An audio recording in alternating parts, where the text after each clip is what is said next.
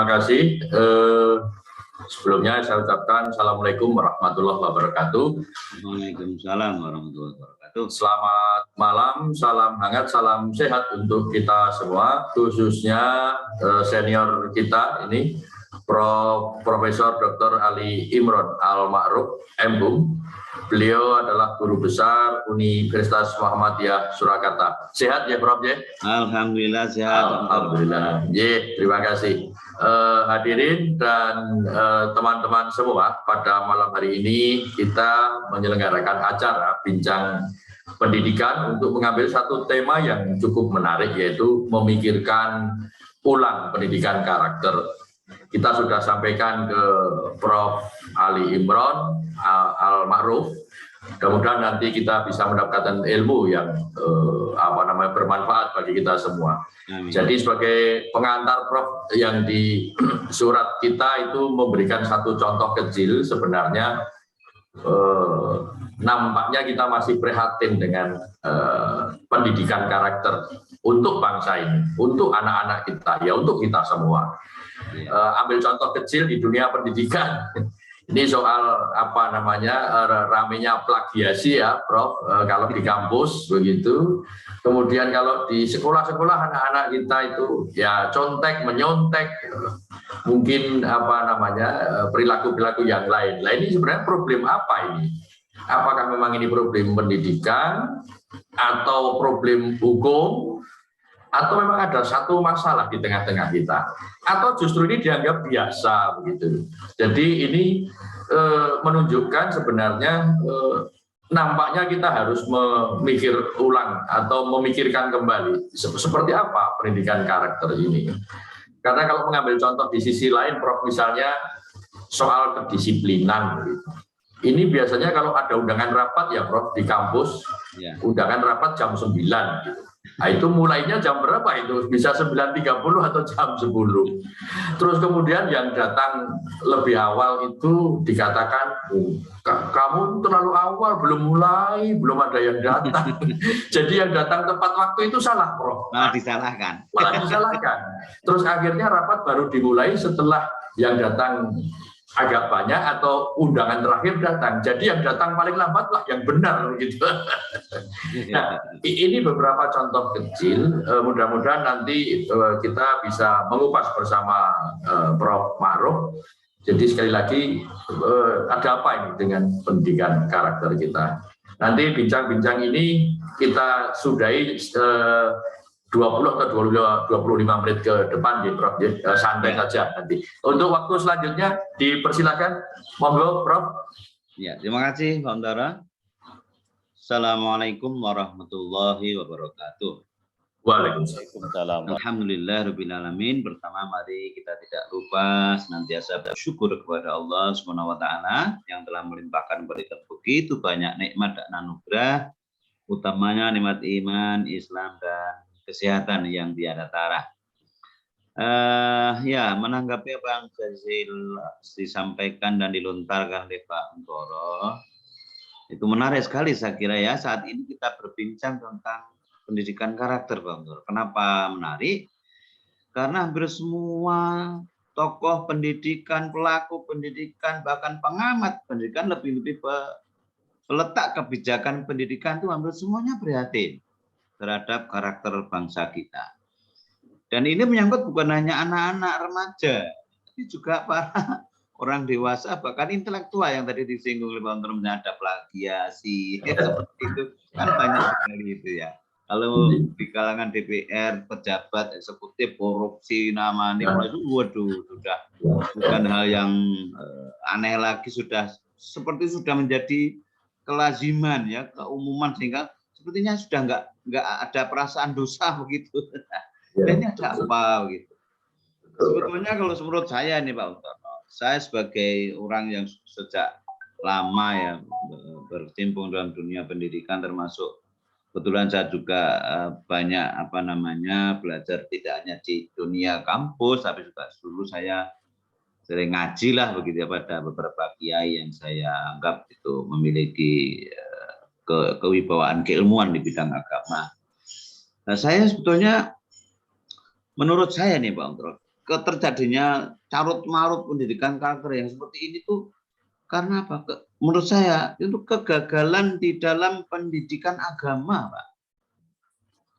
Jadi kalau pendidikan agama itu berhasil dalam arti ditanamkan oleh para orang tua yang pertama, Pak, yang kedua juga oleh para ustadzah, guru-guru di lembaga pendidikan, kemudian juga di masyarakat oleh para masyarakat.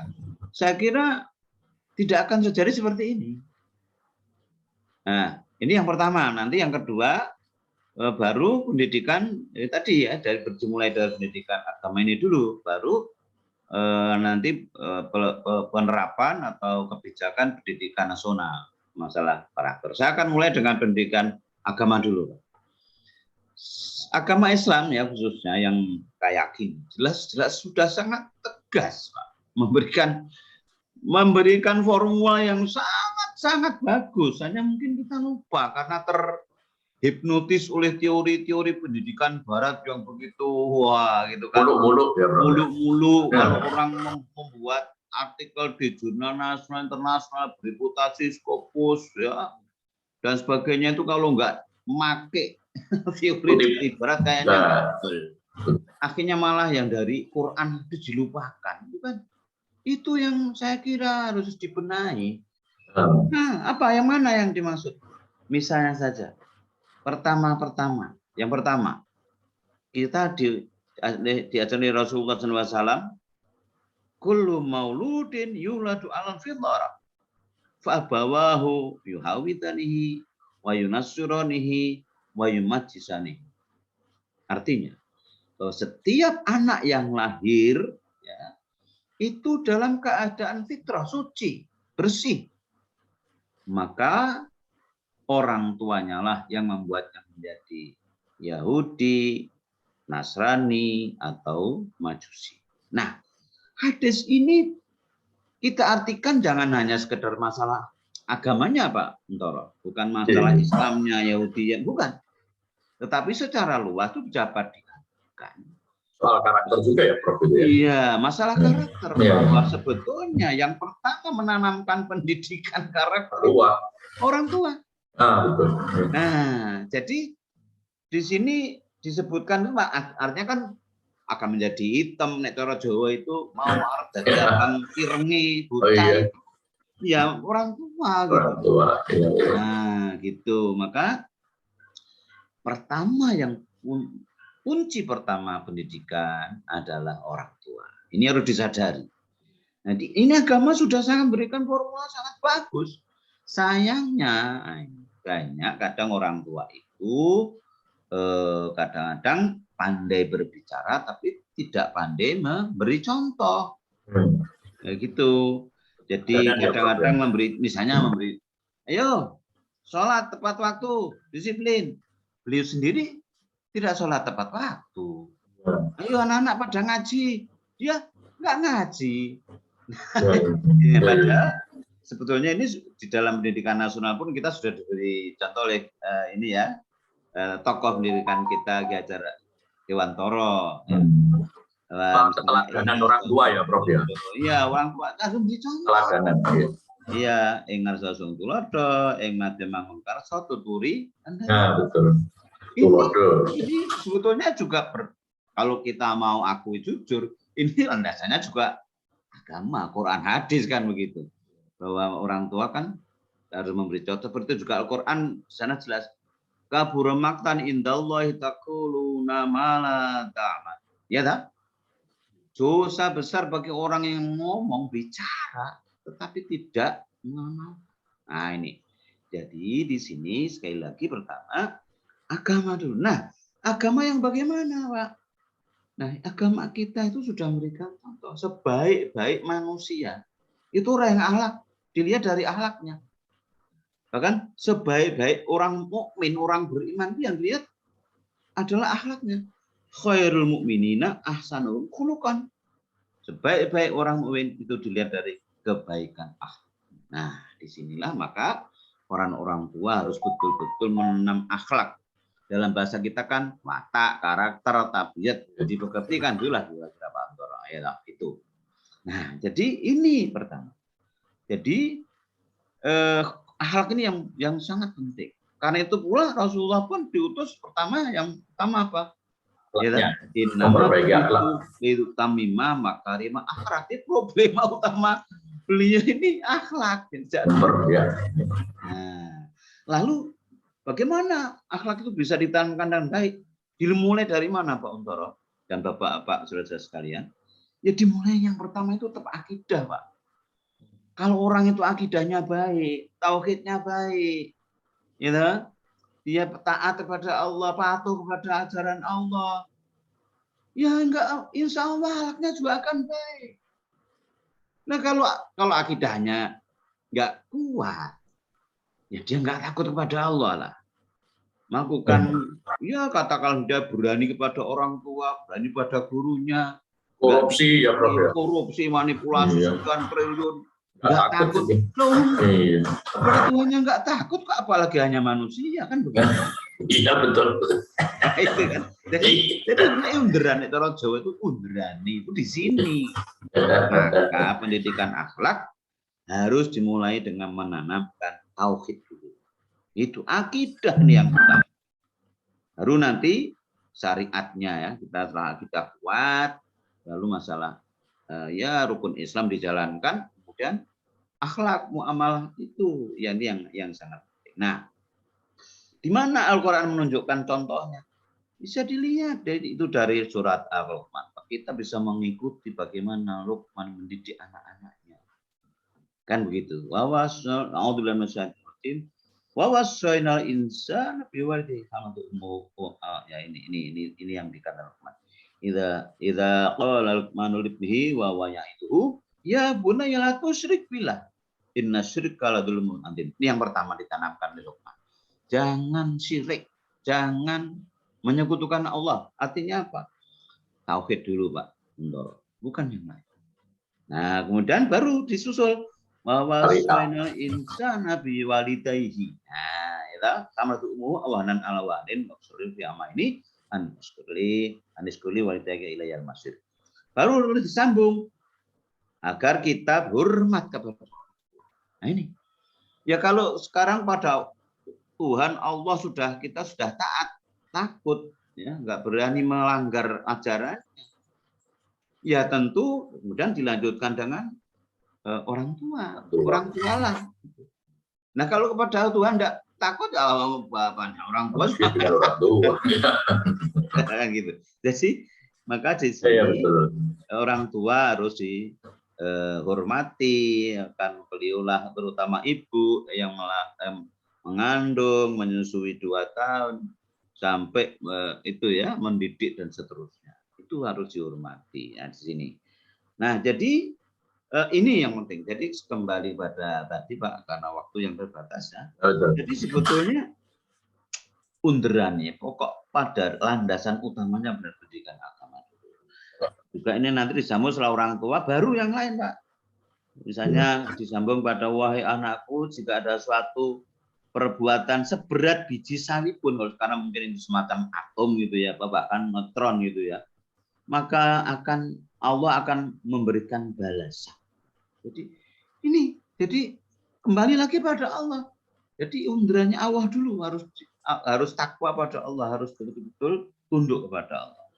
Ini disambung lagi ya bunai aqimis shalah wa'mur bil ma'ruf wa nahy 'anil munkar wasbir 'ala ma asabak inna dzalika min azmil umur. Nah, wahai anakku, tegakkan sholat, kemudian amar ma'ruf, ya, mengajaklah kepada kebaikan dan cegahlah kemungkaran. Bersabarlah pada yang terjadi pada cobaan-cobaan. Inilah perkara yang sangat penting. Jadi di sini kelihatan Islam itu memberikan ajaran itu sangat runtut, Pak Untoro. Dari bertauhid, ya, yang kedua orang tua dulu. Kita harus taat. Baru yang lain. Tegakkan sholat.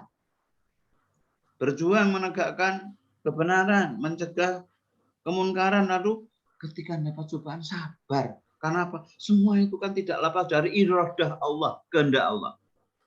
Nah, kalau dalam bahasa Barat ada blessing in disguise, kan begitu Pak? Ada rahmat tersembunyi di setiap peristiwa.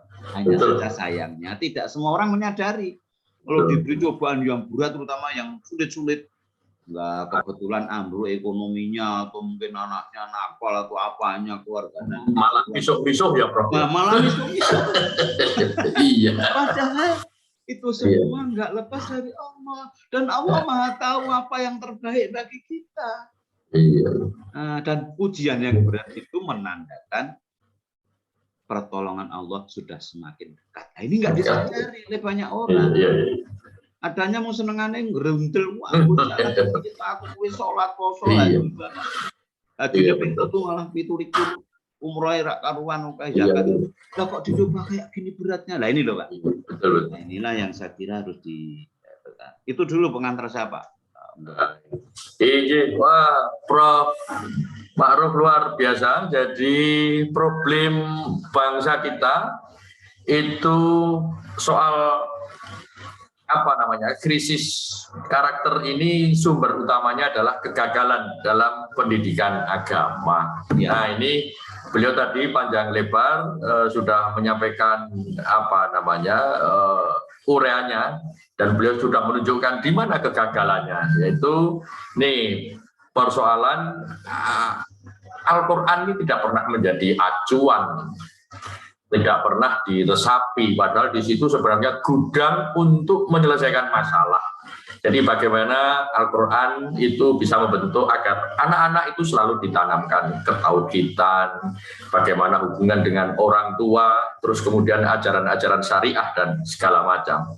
Namun demikian juga tadi beliau juga sampaikan memang harus diikuti juga dengan keteladanan atau dalam bahasa Jawa ya nyontoni orang tua. Ya itu kalau orang tua ayo ngaji, tidak ngaji, ayo turu letangi pagi-pagi, orang tuanya malah molor sampai duhur. Nah, jadi ternyata juga di agama juga diajarkan bahwa memberi teladan itu satu hal yang luar biasa penting sekali. Nah, ini sudah ketemu akar masalahnya menurut Prof Ma'ruf.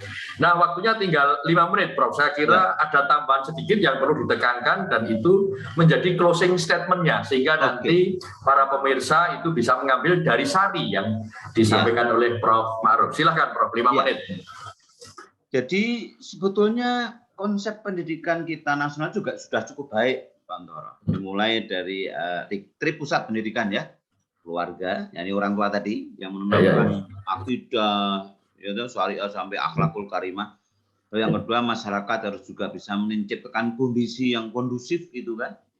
Jangan sampai membuat lingkungan yang jelek gitu kan. Lalu yang ketiga kan sekolah, institusi formal. Nah, sebenarnya udah bagus itu. Hanya sayangnya tadi dalam implementasi, dalam implikasinya di dalam masyarakat ini tidak mudah gitu.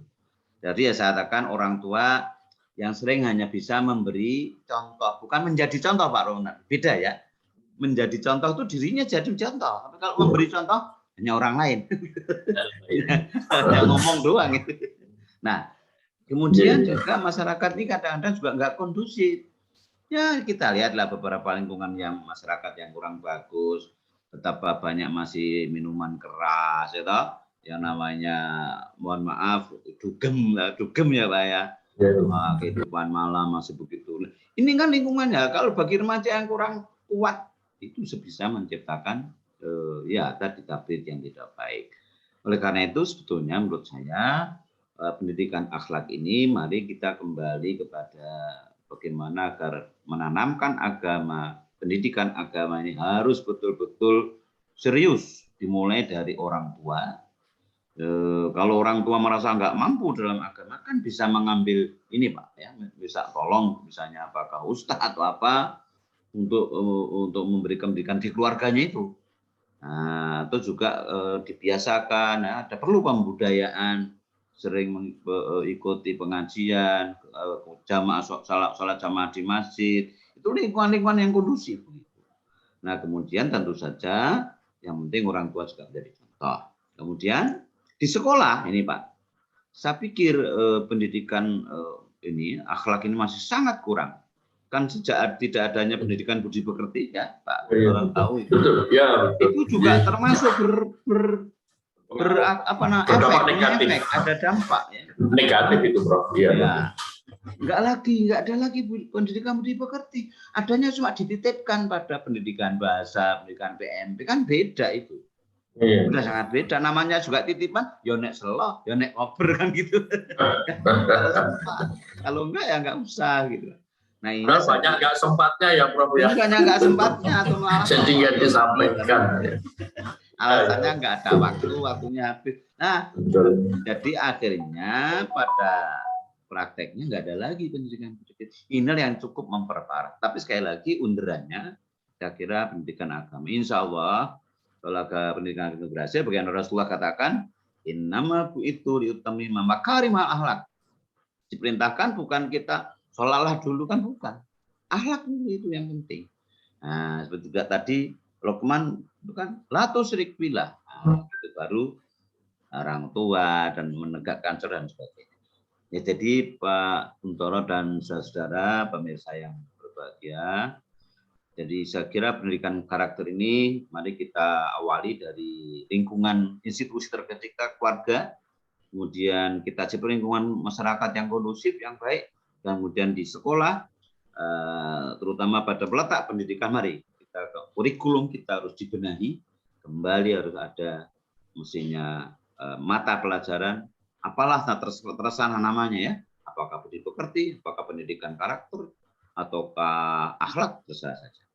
Saya kira itu Pak Untoro dan saudara sekalian, mudah-mudahan ini bisa menyadarkan kita akan betapa terpuruknya akhlak pendidikan karakter kita karena banyak orang melupakan pendidikan agama. Terima kasih.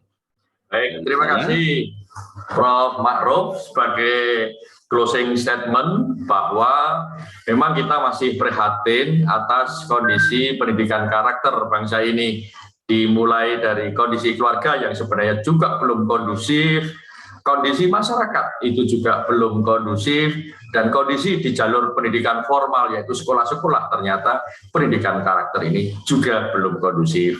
Tapi implisit tadi Prof. Ma'ruf mengajak bahwa sebenarnya tidak perlu pesimis, karena mari kita kembali kepada agama dalam hal ini Al-Quran, bahwa sebenarnya di situ sudah ada resep, ada rumus, ada tuntunan bagaimana sebenarnya membangun akhlakul karimah seseorang itu. Nah, dengan keprihatinan ini hikmahnya adalah Prof. Ma'ruf mengajak ya, mari kita pertebal kembali, kita giatkan kembali, dan kita intensifkan kembali kepada anak-anak kita untuk mengajarkan nilai-nilai positif yang telah dirumuskan di dalam kitab suci Al-Quran sebagai panutan kita bersama. Saya pikir itu merupakan satu formula yang pas di bulan Ramadan ini, berkaitan dengan kondisi masyarakat kita pasca pandemi dan juga problem-problem kriminal sosial yang lain.